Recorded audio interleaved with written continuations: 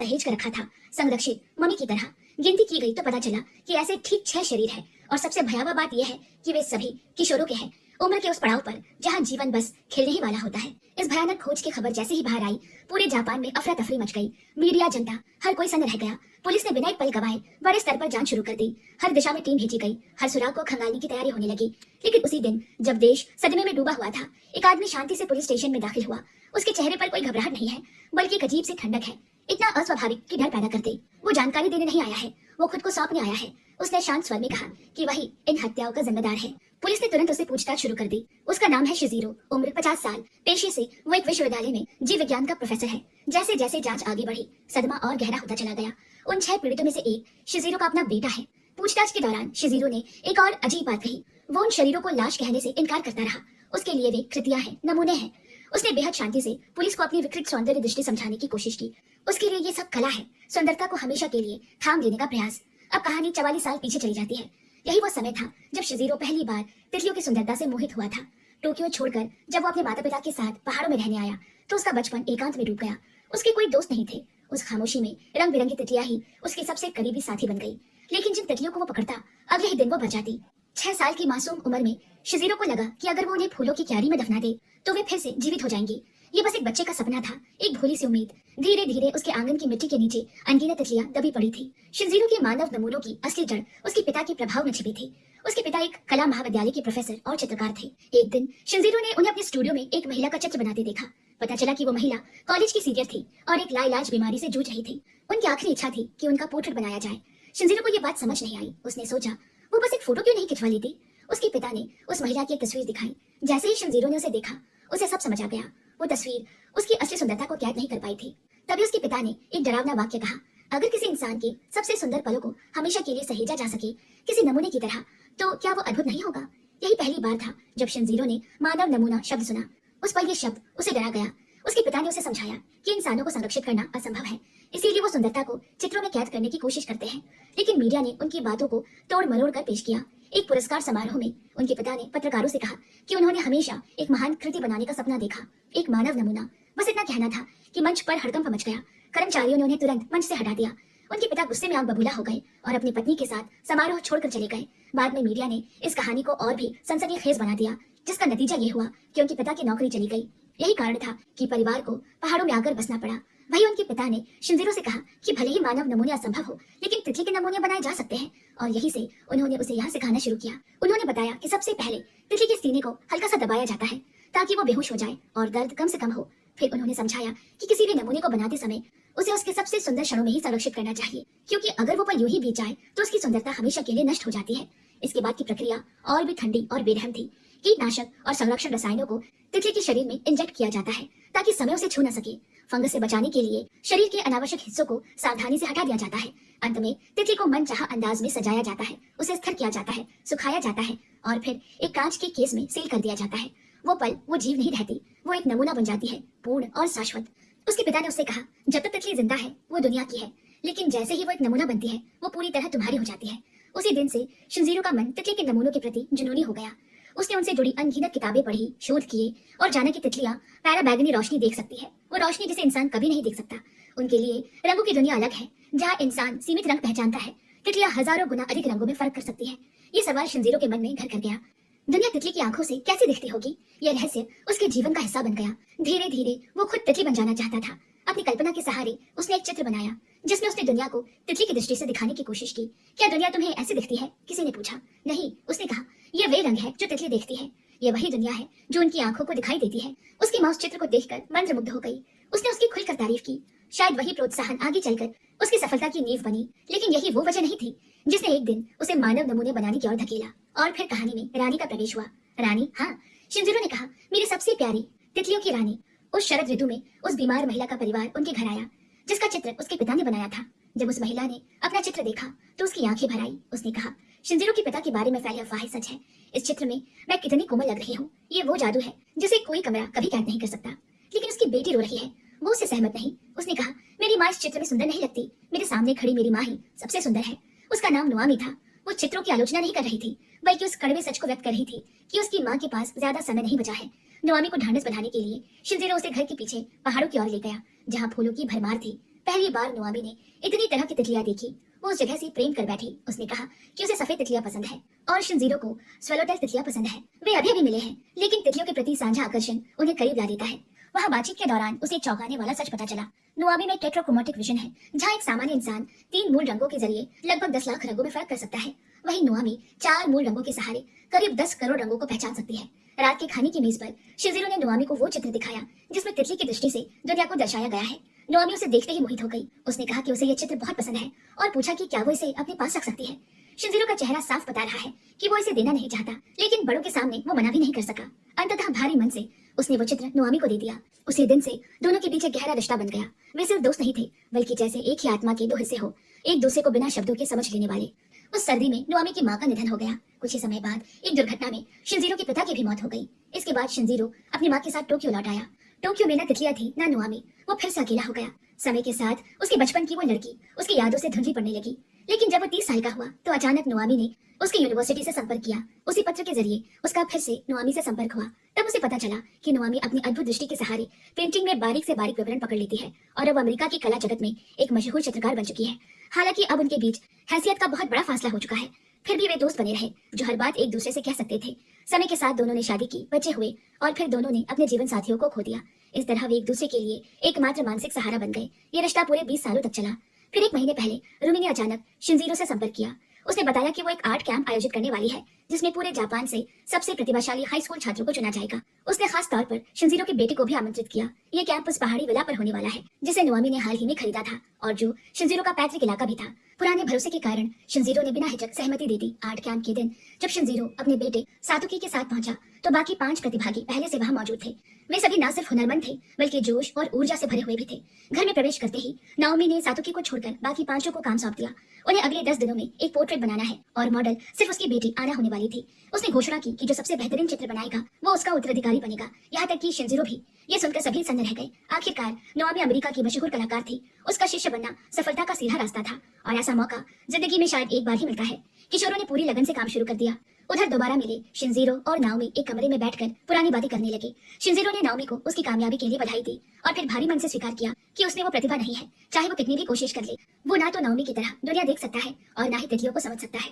इस पर नाओमी मुस्कुराई और बोली कि वो दुनिया जो वो देखती है वो तितलियों की दुनिया जैसी नहीं है। उसका देखने का तरीका बिल्कुल अलग है, इतना अनोखा कि तितलियां भी उनसे तुलना नहीं कर सकती। उसके ये शब्द शिनजीरो के भीतर किसी चिंगारी की तरह भड़क उठे। अगर नोआमी की दुनिया सिर्फ उसी की थी, तो वो भी एक ऐसी दुनिया चाहता था जो सिर्फ उसकी हो। पहली बार उसके भीतर एक तीव्र इच्छा ने जन्म लिया।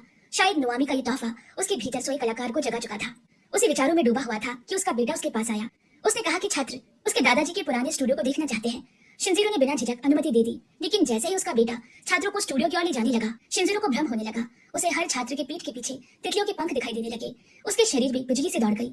उसी पर उसे एहसास हुआ, कला का उद्देश्य उस दुनिया को भौतिक रूप देना है जो सिर्फ तुम ही देख सकते हो। उसके सामने जो दृश्य था वो किसी वरदान से कम नहीं था। क्या तुम्हें सच में लगता है कि कोई इसे मकसद मानेगा? पूछताछ करने वाले अफसर ने कहा, जिस पर शिनजीरो बोला, ये कोई मकसद नहीं है, ये कला है। एक पिता और बेटा साथ मिलकर इंसानी नमूने बना रहे हैं और उसे कला कह रहे हो। क्या तुम्हें एहसास है कि तुमने अपने ही बेटे के साथ क्या किया? अफसर ने कांपती आवाज में पूछा। बिल्कुल, शिनजीरो ने शांत स्वर में कहा। फिर अफसर ने पूछा, तुम्हें क्या लगता है, क्या तुम्हारी पत्नी ये चाहती? इस सवाल पर शिनजीरो चुप हो गया। फिर अचानक उसने विषय बदल दिया। उसने अफसर से पूछा, क्या तुमने कभी टॉप क्लास स्टेक खाया है? अफसर हड़बड़ा गया। अपनी मामूली तनख्वाह का जिक्र करते हुए उसने कहा कि ऐसा करना उसके लिए असंभव है। शिनजीरो मुस्कुराया। भले ही तुम उसे खा न सको, तुम उसका स्वाद कल्पना में महसूस कर सकते हो, लेकिन चाहे जितनी भी कल्पना कर लो, जब तक तुम उसे चखते नहीं, असली स्वाद कभी नहीं जान पाते। तुम कहना क्या चाहते हो? अफसर ने पूछा। तब शिनजीरो ने समझाया, क्योंकि सच्चा इंसानी नमूना बनाना असंभव है। लोग ब्रश उठा लेते हैं, लेकिन असली अनुभव हमेशा कल्पना से आगे होता है। मेरे बेटे के रूप में मैंने वो नमूने बनाए जो वो कभी नहीं बना सके। और इन्हीं सबके बीच शिनजीरो ने एक बात समझी। तुमने क्या समझा? पूछताछ करने वाले ने पूछा। शिनजीरो ने शांत स्वर में कहा, वे तितलियों के राज्य में चले गए। ये तुम क्या कह रहे हो? वे तितली बन गए? उसने आगे कहा, हाँ वे तितली बन गए, अपने पंख फैलाकर उड़ते हुए तितलियों के राज्य की ओर, तितलियों की रानी को अर्पण होने के लिए। उस राज्य में केवल चुने हुए लोग ही प्रवेश कर सकते हैं। मैंने तो बस अपना हाथ बढ़ाया। उसने कहा कि वे सभी बच्चे भविष्य के कलाकार हैं। उन्हें जरा भी अंदाजा नहीं था कि उनके सामने खड़ा आदमी उन्हें पहले ही अपनी नजर में सबसे उत्तम इंसानी नमूनों के रूप में चुन चुका है और वे अब भी अपनी सबसे सुंदर अवस्था में हैं। यही कारण है कि वे उपयुक्त थे। इन 6 बच्चों को नमूना बना देने के बाद जिसने सबको चौंकाया वो ये था कि शिनजीरो खुद चलकर पुलिस स्टेशन गया और आत्मसमर्पण कर दिया। उसके बयान से पुलिस को पता चला कि एक दिन शिनजीरो को अचानक ये किशोर तितलियों जैसे दिखने लगे। पुलिस ने चाहे जितनी दलीलें दी, वे इस तरह की विकृत सोच को कभी स्वीकार नहीं कर पाए, लेकिन शिनजीरो अपने विचारों पर अडिग रहा। उसने कहा कि अगर तुम अपनी तीसरी आंख खोलो और अपने दिल की सुनो तो वही सब महसूस करोगे जो उसने किया। उस दिन अपने बेटे को आर्ट कैंप में छोड़ने के बाद शिनजीरो वही रात भर रुका। अगली सुबह वो टोक्यो लौट आया और बच्चों से वादा किया कि वह 10 दिन बाद उन्हें घर लेने आएगा। घर लौटकर उसने उन कृतियों को पूरा करने की योजना बनानी शुरू कर दी। वो अच्छी तरह जानता था कि जैसे ही ये काम पूरे होंगे पूरी दुनिया उसकी निंदा करेगी। फिर भी उसके दिल के किसी कोने में एक उम्मीद थी कि शायद नोआमी उसे समझ पाएगी, कि वो इन्हें सिर्फ कला के रूप में देखेगी। ठीक वैसे ही जैसे बचपन में उसने तितली का नमूना मांगा था, बच्चों को इंसानी नमूनों में बदलने का विचार उसके मन में पूरी तरह छा गया। शिनजीरो को विश्वास था कि ऐसी रचना नोआमी के लिए ही बनाई जानी चाहिए। इन्हीं विचारों में डूबा हुआ था कि उसे अस्पताल से फोन आया। बताया गया कि नोआमी को बीमारी की वजह से भर्ती किया गया है। उसकी बीमारी बिल्कुल वही थी जिससे उसकी मां गुजरी थी। अंततः वो भी अपने भाग्य से बच नहीं सकी। जापान में मौजूदा चिकित्सा व्यवस्था इसके सामने बेबस थी। इसीलिए नोआमी ने अपने बेटे के साथ इलाज के लिए अमेरिका जाने का फैसला किया। उसने शिनजीरो को भरोसा दिलाया कि वो पूरी तरह ठीक होकर लौटेगी। रवाना होने से पहले उसने शिनजीरो से एक छोटा सा एहसान मांगा। बच्चा अभी भी पहाड़ के लॉज में है, क्या वो उन्हें घर पहुंचा देगा? शिनजीरो ने भी हामी भर दी। जैसे ही उसे लॉज की चाबियां मिली वो बच्चों से मिलने चला गया। बच्चे मासूम दिखाई दे रहे थे। ये स्वाभाविक था। ये आर्ट कैंप ही उनके लिए नोआमी का उत्तराधिकारी बनने का एकमात्र मौका था। शिनजीरो ने 5 बच्चों की संपर्क जानकारी ली और कहा कि जैसे ही नोआमी ठीक होगी वो उन्हें सूचित करेगा। उसी क्षण उसके भीतर एक खामोश युद्ध चल रहा था।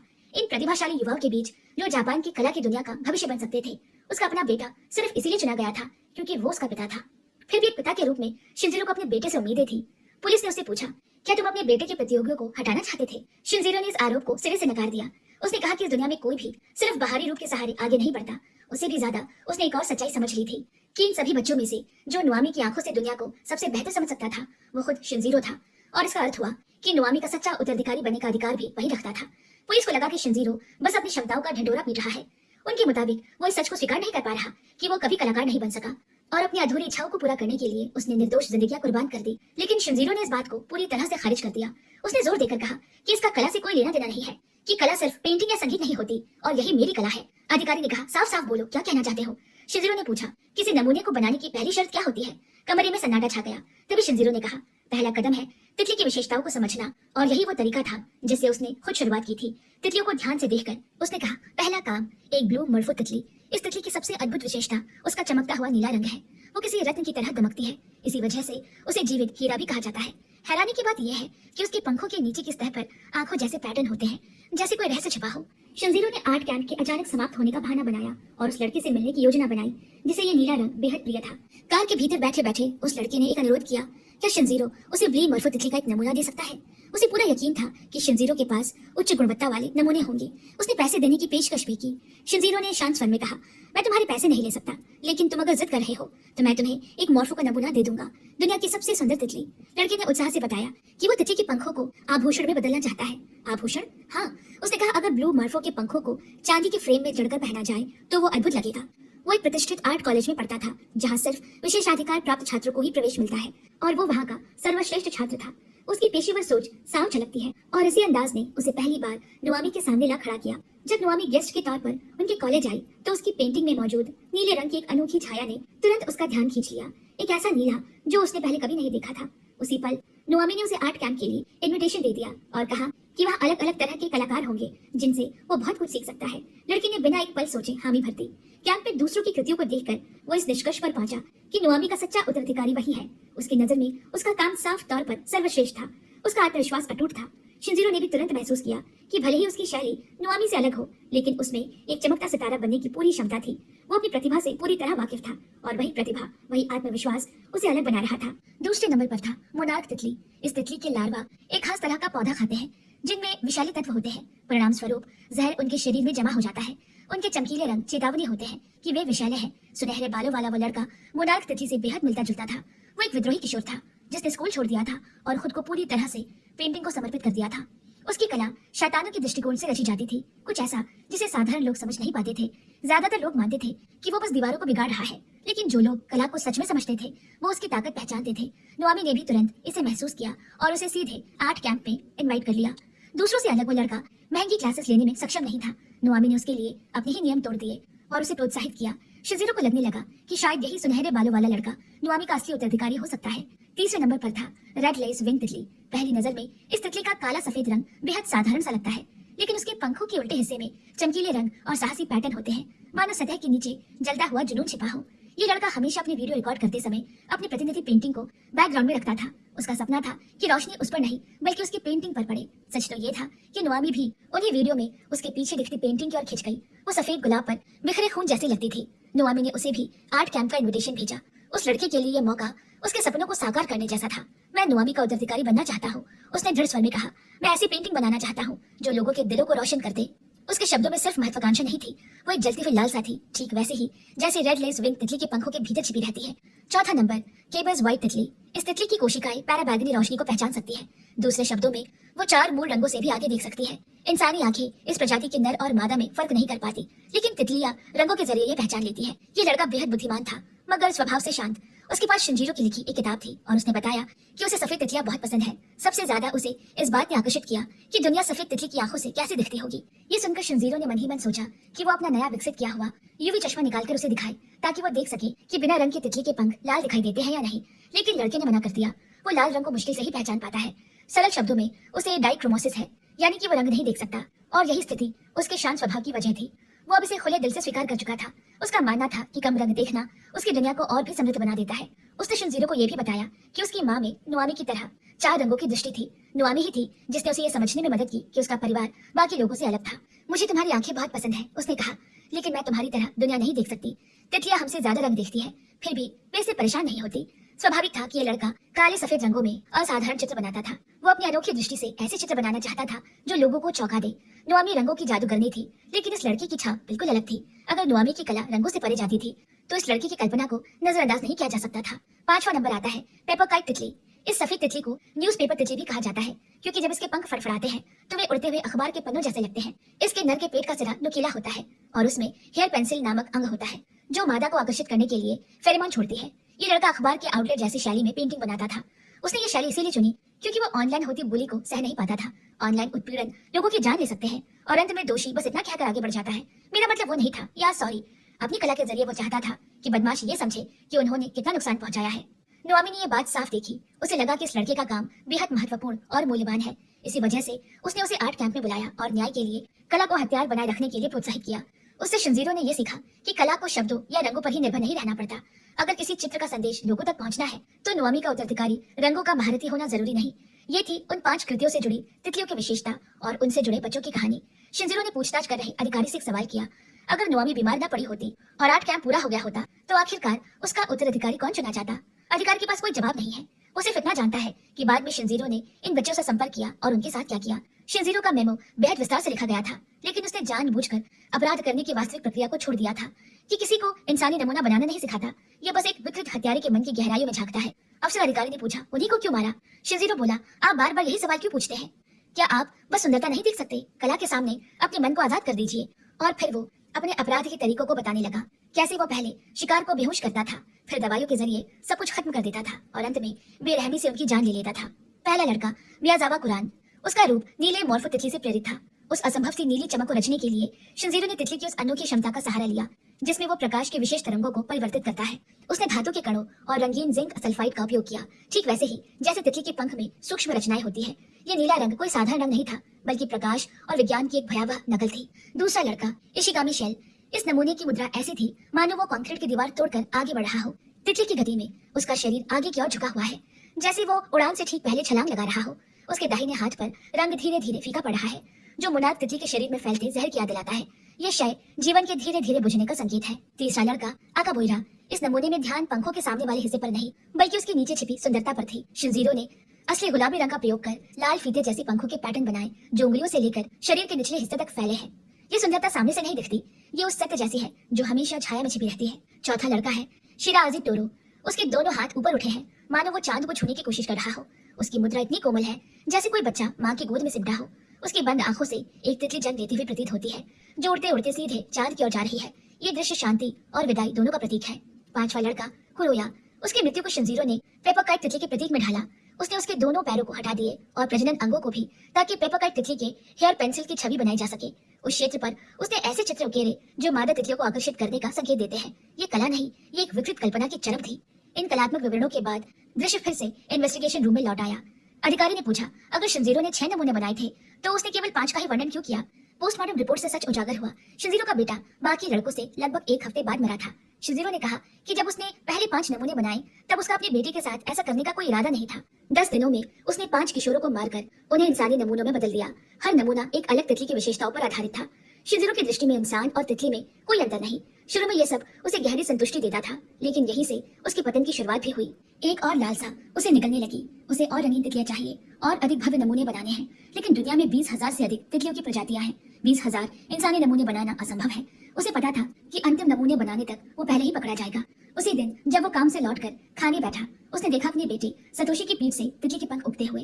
रात के खाने की मेज पर शिंजीरो ने पूछा, अगर तुम तितली होते तो कौन सी बनना चाहते? सतोशी ने उत्तर दिया, पेपिलियो ब्लू। उसे एक उत्तर में शिंजीरो की बची कुछ इंसानियत मिटा दी। उसने तय कर लिया उसका बेटा ही उसका अंतिम नमूना होगा। सतोशी के 20वें जन्मदिन पर शिंजीरो ने उसे मार दिया और उसे एक इंसानी नमूने में बदल दिया। पूछताछ के दौरान शिंजीरो ने शांत स्वर में कहा, मुझे कोई पछतावा नहीं, मुझे मौत की सजा दे दो। यही शिंजीरो की गवाही समाप्त होती है। लेकिन क्या यही पूरा सच था? अब दृष्टिकोण बदलता है शिंजीरो के बेटे सतोशी की ओर। सतोशी 3 साल की उम्र से ही एक आर्ट अकेडमी में पढ़ रहा था। वहाँ उसके असाधारण हुनर की हमेशा चर्चा होती थी। उसकी खास क्षमता ये थी कि वो जो देखता उसे बिल्कुल वैसा ही दोहरा सकता था। उसकी पेंटिंग्स तस्वीरें जैसी लगती थी और लोग उसकी प्रशंसा करते थे। फिर भी एक सवाल उसे हमेशा परेशान करता रहा, उसकी कला आखिर कहना क्या चाहती है? शायद उसे कभी सच्ची रचनात्मक स्वतंत्रता दी ही नहीं गई थी। धीरे धीरे उसका आत्मविश्वास टूट गया। उसने चित्र बनाना छोड़ दिया और अपने दर्द को शांत करने के लिए फोटोग्राफी करने लगा। और फिर एक दिन सतोशी ने संयोगवश अपने दादा के पुरस्कार समारोह की एक पुरानी वीडियो देख ली। उस वीडियो में उसके दादा इंसानी नमूनों के निर्माण की बात कर रहे थे। सतोशी पूरी तरह उस दृश्य में डूबा हुआ था। तभी शिंजीरो कमरे में आया और उसे पूछा, क्या वो नोआमी सेंसेई की आर्ट कैंप में जाना चाहेगा? उस समय तक सतोशी नोआमी नाम की उस चित्रकार के बारे में बहुत कम जानता था। जब उसने उसके बारे में खोजा तो उसे पता चला कि नोआमी एक विश्वविख्यात कलाकार है, जिन्हें लोग रंगों की जादूगरनी भी कहते हैं। नोआमी की पेंटिंग्स में ऐसे रंग थे जिन्हें सतोशी ने पहले कभी नहीं देखा था। उन विस्फोटक रंगों ने उसकी आंखें खोल दी। उसे पहली बार एहसास हुआ कि केवल वही दोहराना जो आंखों को दिखती है कितना नीरस हुनर है। नोआमी की कला के सामने उसे अपना काम खोखली नकल जैसा लगने लगा। सतोशी ने सोचा, शायद नोआमी ही उसे उसकी सीमा से मुक्त कर सकती है, जिसमें वो सिर्फ वही बना सकता है जो वो देखता था। इस उम्मीद के साथ उसने कैंप ज्वाइन कर लिया। लेकिन कैंप में पहुंचकर वो चौंक गया। वहाँ उसके अलावा 5 और प्रतिभाशाली किशोर मौजूद थे। उसी पल उसे आभास हुआ कि ये कोई मामूली आर्ट कैंप नहीं है। फिर नोआमी ने अचानक घोषणा कर दी कि वो उनमें से किसी एक को अपना शिष्य चुनेगी। ये सुनते ही सातोशी के दिल में गहरी चाह भड़क उठी, लेकिन उसने खुद को जल्दी ही संभाल लिया। उसे समझ आ गया था कि बाकी 5 उससे कहीं ज्यादा प्रभावशाली है। हर एक की अपनी अलग शैली है, मानो अलग अलग प्रजातियों की तितलियां हो। जबकि सातोशी की अपनी कोई पहचान नहीं थी। सीधे मुकाबले में वो उनसे कहीं टिक नहीं सकता था। उसके भीतर निराशा की लहर उठने लगी। तभी एक दिन वो संजोग से अपने दादा के पुराने स्टूडियो में जा पहुंचा। वहाँ एक धूल से ढकी पेंटिंग टंगी है। उसे पता चला कि उस चित्र में बनी औरत दरअसल नोआमी की माँ थी। नोआमी ने उसे वो पेंटिंग दिखाई जो उसके पिता शिंजीरो ने बचपन में बनाई थी और कहा कि उसी चित्र ने उसे आगे बढ़ने का साहस दिया था। अब वही औरत सातोशी को और भी प्रोत्साहित कर रही है कि वो जिस दुनिया को देखता है उसे निडर होकर व्यक्त करे। उसी पल सातोशी को एक गहरी अनुभूति हुई। उसे समझ आ गया कि उसकी कला में जो निजी शैली की कमी थी उसे वो कहाँ दिख सकता है। कुछ ऐसे भाव होते हैं जिन्हें नंगी आंखों से नहीं देखा जा सकता। उन्हें महसूस करने के लिए आत्मा की तीसरी आंख खोलनी पड़ती है ताकि सतह के नीचे छिपे सच को पकड़ा जा सके।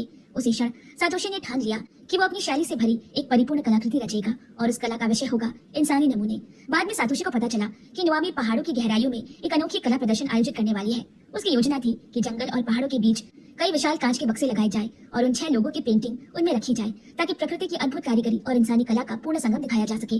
सामने रखे इस पूरे आउटलेट को देखते ही सातोशी के मन में खौफनाक योजना आकार लेने लगी। उसने तय कर लिया कि वो उन किशोरों को उन्हीं विशाल कांचों के बक्सों के भीतर कैद कर देगा। ये विचार जैसे ही उसके दिमाग में आया फिर वो काबू में नहीं रहा। सातोशी ने इसे जबरदस्ती दबाने की कोशिश की और पूरी तरह अपनी पेंटिंग्स पर ध्यान लगाने लगा, लेकिन कोई फायदा नहीं हुआ। जब भी वो बाकी 5 को देखता उसे उनकी पीठ के पीछे पंख दिखाई देने लगते। समय के साथ ये भ्रम और भी स्पष्ट और भी सजीव होते चले गए। लंबे मानसिक उत्पीड़न के बाद आखिरकार सातोशी ने फैसला कर लिया। उसकी नजर में वे 5 इंसान नहीं थे, बल्कि ऐसी तितलियां थे जो अपने कोष तोड़कर बाहर निकलने वाली है। वो दुनिया को एक अनोखे तरीके से सुंदर संसार दिखाना चाहता था। उसकी सोच में वे सब मिलकर ऐसी कला रचने वाले थे जो सीधे आत्मा को छू जाए। और इसी इरादे से सातोशी ने जूस में नींद की गोलियां मिला दी और सबको बेहोश कर दिया। इसके बाद उसने उन्हें अपनी अद्भुत कृतियों में बदल दिया। लेकिन इसी दौरान एक अनहोनी हो गई। उसके पिता शिंजीरो को संजोग से कंप्यूटर में रखी फाइलें मिल गई जिनमें सातोशी की पूरी योजना दर्ज थी। प्रेरणा का स्रोत, इंसानी नमूने बनाने की प्रक्रिया, सब कुछ। शुरुआत में शिंजीरो ने खुद को समझाया कि यह उसके बेटे का मानसिक दबाव में लिखा गया कोई पागलपन भरा उपन्यास है और तस्वीरें शायद एआई से बनाई होगी। मगर जब वो फिल्म डेवलप करने वाले अंधेरे कमरे में पहुंचा तो उसे और भी खूनी और भी निर्दयी तस्वीरें मिली। उसी पर शिनजीरो के मन की सारी झूठी तसल्ली चकनाचूर हो गई। कांपते हाथों से उसने दीवारों पर टंगी तस्वीरें उठाई। डर की लहरें उसे समंदर की तरह डुबोने लगी। शिनजीरो तुरंत उस जंगल की ओर गाड़ी लेकर दौड़ा। वहां पहुंचकर उसने वही देखा जिसका डर उसे था। 5 लाशें पड़ी हैं। उसके पैरों से जैसे जान निकल गई और वो वहीं उल्टी करने लगा। उसी क्षण शिनजीरो को एहसास हुआ कि उसका बेटा कब का पागल और विकृत हो चुका था। अपने मन में परफेक्ट आर्ट को पूरा करने के लिए शिनजीरो वापस लौटा और अपने बेटे के नोट्स ध्यान से पढ़े। उनमें 5 पीड़ितों का बेहद विस्तार में वर्णन है, उनके स्वभाव, अनुभव, यहाँ तक कि पारिवारिक पृष्ठभूमि तक की। सातोशी ने पहले ही सब कुछ जांच लिया था। पहला लड़का बाहर से शांत लगता था, लेकिन भीतर से वो बेहद संकीर्ण और विकृत था। उसके दिल में नीले रंग की जो परफेक्ट छाया बसी थी, उस पर वो किसी को धब्बा तक लगाने नहीं देता था। एक बार सिर्फ इसीलिए कि उसने एक बेघर आदमी को नीले कपड़ों का टेंट लगाते देखा था, वो आग बबूला हो गया और उसने टेंट जला दी। जब लोगों ने उस पर आरोप लगाए तो उसने बेधड़क कहा कि जिसने उसके मन की सुंदर छवि को गंदा किया, उसे बिना दया के नष्ट कर देना चाहिए। वो सचमुच एक पागल था। दूसरा लड़का, जिसकी ग्राफिटी बाहर से बेहद प्रभावशाली और प्रतिभाशाली लगती थी, असल में नशे का आदी था।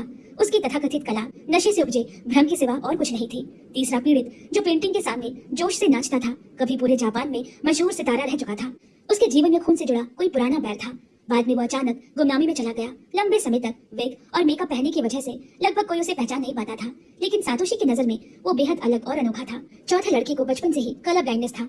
इसकी कमी की वजह से वो कभी हत्या के प्रयास का शिकार बना और उसके मन पर गहरा मानसिक घाव रह गया। परिवार के दबाव ने उसे कई बार आत्महत्या की कोशिश तक पहुंचा दिया, मगर वो हर बार बच गया। बाद में जो एकमात्र इंसान उसे सुकून दे सकता था, उसकी माँ, वो उसकी आंखों के सामने मर गई और वो कुछ नहीं कर पाया। ये डूबते दर्द और फिर भी उम्मीद के साथ आगे बढ़ने की कोशिश उसके लिए गहरी प्रेरणा बन गई। पांचवा लड़का अखबार को अपना माध्यम बनाकर कला रचता था, लेकिन उसने अपनी प्रतिभा का दुरुपयोग किया। वो जानबूझकर विवादित रचनाएं बनाता और उन पर उठे विवादों का मजा लेता। इन सबको देखकर सातोशी ने उनके लिए सबसे उपयुक्त थीम तय की और उनके स्वभाव और अतीत से मेल खाती एक परिपूर्ण योजना तैयार की। इसके बाद उसने उन्हें फिर से केबिन में बुलाया और बेहोश कर दिया। प्रक्रिया बेहद जटिल थी, इसीलिए उसे बिना उपचार किए शवों को पहले फ्रिज में रखना पड़ा ताकि वे सड़े नहीं। तभी जाकर वो अपनी सभी कृतियां पूरी कर सका। नोटबुक के आखिरी पन्ने पर सातोशी ने एक माफीनामा लिखा। जिस इंसान के लिए उसके मन में सबसे ज्यादा अपराध बोध था, वो उसके पिता शिनजीरो थे। उसी रात सातोशी ने खुद आगे बढ़कर शिनजीरो के लिए भरपूर खाना बनाया। हल्की फुल्की बातचीत के दौरान पिता और बेटे ने फिर तिथियों की बात की और तब उसके बेटे ने खुद को विशाली एडमिरल स्वैलोटेल तितली कहा। उस समय शिनजीरो उलझन में था। उसे समझ में नहीं आ रहा था कि उसके बेटे ने खुद की उस विशाली तितली से तुलना क्यों की, लेकिन आखिरकार शिनजीरो को हर बात समझ आ गई। अगली सुबह जब शिनजीरो नींद से जागा तो उसने देखा कि उसका बेटा सातोशी सामान्य दिनों की तरह क्राइम स्कूल जाने की तैयारी कर रहा है। शिनजीरो ने बस उससे 2-4 बातें की और उसे जाने दिया। वो खुद नहीं जानता था कि अपने बेटे के अपराधों और सच्चाई के साथ कैसे जिए। उसी क्षण उसे अपने मरे हुए माता पिता की छवियां दिखाई दी। वे उसके बचपन की बातें कर रहे थे, बिना सीधे कुछ कहे, जैसे ये साफ कर रहे हो कि एक पिता होने के नाते अपने बेटे के पापों की जिम्मेदारी शिनजीरो को ही उठानी होगी। वो कोई आत्मा नहीं थी, बल्कि शिनजीरो के भीतर उठता हुआ उसका अपना ही विवेक था। उसी पल उसके दिल में उत्तर साफ हो चुका था। फिर भी शिनजीरो को एक आखिरी काम करना था। वो अपने बेटे के स्टूडियो में गया। वहाँ उसकी नजर सातोशी की नई पेंटिंग पर ठहर गई। एक ऐसी दुनिया जो उसके बचपन की तितलियों की यादों से बनी थी, मानो उसके दिल के भीतर बसा हुआ तितलियों का साम्राज्य हो। लेकिन उसी मेज पर रखी एक और चीज ने शिनजीरो के रोंगटे खड़े कर दिए। वहाँ एक नया डिजाइन ड्राइंग था, एक और मानव नमूना। उस पर साफ लिखा था, अगला शिकार नाओमी की बेटी आना होगी। और तारीख भी तय थी। दराज में रखी नींद की गोलियां इस बात की पुष्टि कर रही थी कि योजना की पूरी तैयारी है। अब शिनजीरो के मन में कोई संदेह नहीं बचा था। वो अपने बेटे का अपराध अपने से ले सकता था, लेकिन उसे दुनिया में और तबाही मचाने की इजाजत नहीं दे सकता था। उसी क्षण शिनजीरो ने फैसला किया अपने ही हाथों से अपने बेटे की जिंदगी खत्म करने की, ताकि ये त्रासदी यहीं रुक जाए। लेकिन कहानी यहीं समाप्त नहीं होती। 3 साल बाद जब शिनजीरो जेल में सजा काट रहा था, उसे अचानक आना का एक पत्र मिला। पत्र के साथ एक पेंटिंग भी थी, वही पेंटिंग जिसे सातोशी ने बनाया था। उसके कुछ समय बाद शिनजीरो से मिलने जेल आती है। उसने बताया कि नोआमी 3 साल पहले गंभीर बीमारी की वजह से मर चुकी है और मरते समय जिस इंसान को उसने सबसे ज्यादा याद किया वो शिनजीरो ही था। अब यहाँ शिनजीरो ने अचानक आना से एक सवाल किया, क्या उसे नोआमी की पूरी विरासत मिल चुकी है? जब आना ने हाँ में उत्तर दिया तो शिनजीरो की आंखों में अजीब सी दृढ़ता आ गई, जैसे किसी पहेली का आखिरी टुकड़ा अपनी जगह पर बैठ गया हो। उसने कहना शुरू किया, 3 सालों से उसके मन में एक सवाल लगातार घूम रहा था। उसे कभी यकीन नहीं हुआ कि उसका बेटा अचानक ऐसा राक्षस कैसे बन गया। नोटबुक में लिखे कारण बहुत विस्तार से थे, लेकिन शिनजीरो अपने बेटे को जानता था। ये वजह उसे अधूरी और बनावटी लगती थी। आना द्वारा भेजी गई उस पेंटिंग को देखने के बाद उसे सच्चाई की झलक मिल चुकी थी। शिनजीरो ने आना से पेंटिंग में बनी 2 तितलियों के नाम पूछे। आश्चर्यजनक रूप से आना ने सही जवाब दे दिया, क्योंकि उसने पहले ही शिनजीरो की पुलिस को दी गई वो गवाही पढ़ ली थी। लेकिन अगला सवाल सुनते ही वो चुप हो गई। उसका उत्तर वो नहीं दे पाती। तभी शिनजीरो ने कहा, उसने जेल में बहुत सोचा। उसका बेटा जहरीली एमरल्ड स्वैलोटेल तितली नहीं था, बल्कि वो ताइवानी मिमिक स्वैलोटेल था, जो आसानी से जहरीली तितली की नकल करता था, लेकिन खुद जहरीला नहीं होता। ये सुनते ही आना के चेहरे की मुस्कान जम गई। शिनजीरो को जैसे इसी की उम्मीद थी। उसने कहा कि उसे मौत की सजा मिल चुकी है और मरने से पहले वो अपने बेटे की सच्चाई जानना चाहता था। और आखिर उसने अपने ऊपर सारे अपराध क्यों ले लिए? लंबी चुप्पी के बाद आना ने धीरे से कहा, मैंने किया था। फिर उसने पूरे सच को बेहद शांति से बयां किया। वह हमेशा अपनी माँ की छाया में जीती रही थी। नाओमी एक महान कलाकार थी जिसके पास दुर्लभ टेट्राक्रोमैटिक दृष्टि थी, रंगों को समझने की असाधारण क्षमता। लेकिन आना ये गुण विरासत में नहीं पा सकी। जब जब उसकी माँ इस बात का जिक्र करती, आना उनकी आंखों में छिपी निराशा देख लेती जो उसके दिल में सुई की तरह चुभती थी। और फिर वो दिन आया जब नाओमी ने घोषणा की कि वो अपनी विरासत के लिए अजनबियों में से किसी एक को चुनेगी। आना टूट चुकी थी। वो उसकी सगी बेटी थी, फिर भी अयोग्य समझी गई। उसके भीतर नफरत का ज्वालामुखी फूट पड़ा। अगर नाओमी ने यह न कहा होता कि सातोशी सिर्फ जज होगा और प्रतियोगी नहीं, तो शायद आना उसे भी रास्ते से हटा देती। धीरे धीरे उसने खुद को संभाला और एक खौफनाक लेकिन सटीक योजना बनाई। अगर सारे प्रतियोगी मर जाएं, तो विरासत पाने वाला कोई नहीं बचेगा सिवाय उसके। और यहीं से इस भयानक कहानी का असली सच सामने आता है। गंभीर रूप से बीमार पड़ने के बाद नाओमी इलाज के लिए अमेरिका लौट गई। तब आना ने स्वेच्छा से पीछे रुककर घर की देखभाल करने की जिम्मेदारी ली। बाहर से ये एक आज्ञाकारी बेटे का फैसला लगता था, लेकिन हकीकत में उसी पल से उसकी हत्या की योजना शुरू हो चुकी थी। आना का इरादा साफ था, उन्हें कला में बदलकर अपनी माँ को यह साबित करना कि वो भी उसी स्तर की कलाकार है। उसने 6 ग्लास जूस तैयार की। हर ग्लास में चुपके से नींद की गोलियां मिला दी। जैसे ही एक एक करके सभी बेहोश होते गए, आना ने बिना हिचके उन्हें जहर का इंजेक्शन लगाया। सातोशी को छोड़कर बाकी सभी वहीं मार दिए गए। इसके बाद उसने पहले से तैयार किए गए स्टूडियो में उन भारी लाशों को घसीटते हुए पहुंचाया। उसने कुल्हाड़ी उठाई एक ऐसी कृति रचने के लिए जो साधारण इंसानी कल्पना से परे हो। लेकिन आना ने एक बात की उम्मीद नहीं की थी। सातोशी समय से पहले जाग चुका था। बेसमेंट से आती आवाजों ने उसे खींच लिया। जैसे ही उसने नीचे उतरकर आना को लाशों के बीच खड़ा देखा, दृश्य उसकी कल्पना से परे था। आना ने उसे समझाने की कोशिश की, ये सब कला के लिए है। वो जानती थी कि ये शब्द उसे मना नहीं पाएंगे। भीतर ही भीतर वो इस दुविधा में फंसी रही कि क्या उसे सातोशी को भी मार देना चाहिए। तभी सातोशी आगे बढ़ा और उसने मदद की पेशकश की। उसका तर्क बेहद ठंडा और सरल था। इतने सुंदर मानव शरीरों को यूं ही बेतरतीब से काट देना ठीक नहीं। इतनी परिपूर्ण सामग्री को सही रचना मिलनी चाहिए, कारण जो भी रहा हो। उसी पर सातोशी उस हत्या का सहभागी बन चुका था। वे पांचों इंसानी नमूने आना की बेहद सावधानी से बनाई गई योजनाओं का परिणाम था। दोनों ने मिलकर कंक्रीट की दीवार बनाई, शरीरों पर रंग भरे, रेखाएं खींची, एक एक स्ट्रोक से उस पूर्ण कला को आकार दिया जो आना के दिल में बसती थी। उनका काम बटा हुआ था, तालमेल परिपूर्ण था और हैरानी की बात यह थी कि सब कुछ बहुत कम समय में पूरा हो गया। लेकिन जब वे उन कृतियों को जंगल में स्थापित कर चुके थे, तब आना टूट गई। ईर्ष्या से जन्मे इस रास्ते ने उसे किसी अंधे कुएं में ढकेल दिया था। यह एहसास अब जाकर उस पर टूटा। वो रो पड़ी, पर सातोशी बिल्कुल बेपरवाह था। वो तस्वीरें लेने में डूबा था और अपने अगले काम की कल्पना कर रहा था। आना की कहानी सुनकर भी शिहिरो को कुछ ठीक नहीं लगा। उसके भीतर एक सवाल लगातार चुभ रहा था, क्या उसका बेटा ऐसा करेगा? वो सातोशी को जानता था। वो कोई विकृत व्यक्ति नहीं था जो सिर्फ सौंदर्य के नाम पर लाशें काटने लगे। जरूर कोई और वजह होगी। शिहिरो ने सीधा सवाल किया, क्या वे दोनों प्रेम में थे? आना ने इनकार कर दिया। उसने कहा कि उनके बीच कोई रिश्ता नहीं था। उसने बस सातोशी से मदद पाने के लिए वादा किया कि वो उसके लिए कुछ भी करेगी। फिर भी शिहिरो का संदेह कम नहीं हुआ। आना के अनुसार ये सब उसी की योजना थी। लेकिन शिहिरो जानता है, आना को तितलियों के बारे में कुछ भी नहीं पता था। फिर वो अलग अलग तितलियों की विशेषताओं पर आधारित इतनी जटिल मानव कला कैसे रच सकती है? इतनी गहराई और जटिलता कुछ ही समय में संभव नहीं है, जब तक कि वो कोई एक सदी में एक बार जन्म लेने वाली प्रतिभा ना हो, या फिर वो भी एक नकल करने वाली तितली है। शिनजीरो ने मन ही मन निष्कर्ष निकाला, आना भी ताइवानी स्वैलोटेल तितली है जो असली जहरीली एमरल्ड स्वैलोटेल की नकल कर रही है ताकि सारा दोष अपने ऊपर ले सके। और सारी संभावनाएं हट गई तो सिर्फ एक नाम बचा, नाओमी का। ये नाम सुनते ही आना के चेहरे पर घबराहट साफ उभर आई। शिनजीरो समझ गया, उसका अंदाजा सही है। असल में ये पूरी योजना शुरू से ही नाओमी ने रची थी। उन किशोरों की किस्मत उसी दिन तय हो गई जिस दिन उन्हें चुना गया था। बस नाओमी को यह अंदाजा नहीं था कि वो अचानक इतनी गंभीर रूप से बीमार पड़ जाएगी। इसीलिए उसने अपनी अंतिम कृति की जिम्मेदारी आना को सौंप दी। वो चाहती थी कि उसकी बेटी से पूरा करे, लेकिन आना हत्या करने की हिम्मत नहीं जुटा पा रही थी। तभी नाओमी ने उसका मानसिक रूप से शोषण किया। उसे समझाया कि वे लोग मरने के काबिल हैं, कि वे खुद मरना चाहते हैं।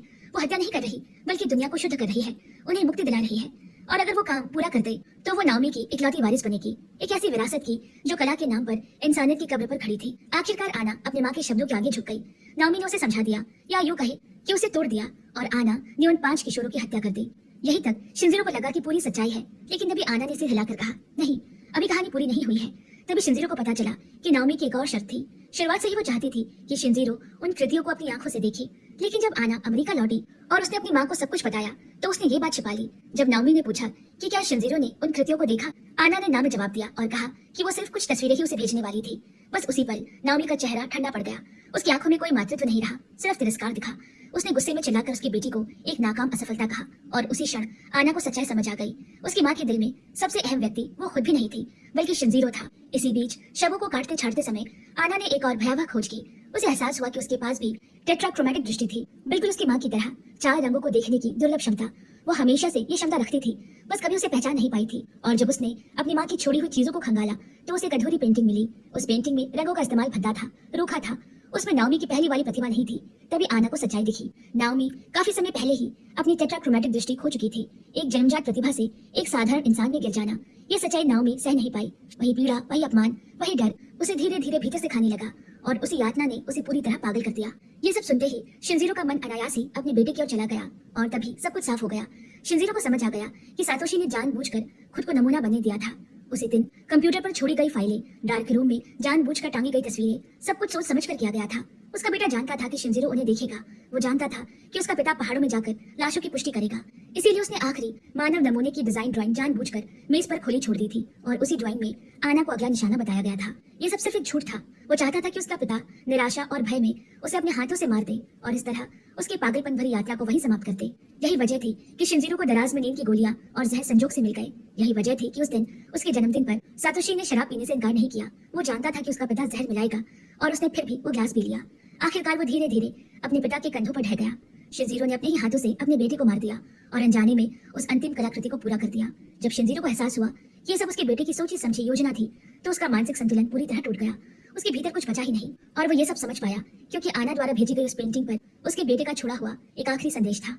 और ये फिल्म यहीं पर खत्म होती है। दोस्तों, कहानी खत्म होने के बाद भी ऐसा लगता है मानो ये कहानी देर तक मेरे मन में गूंज रही हो।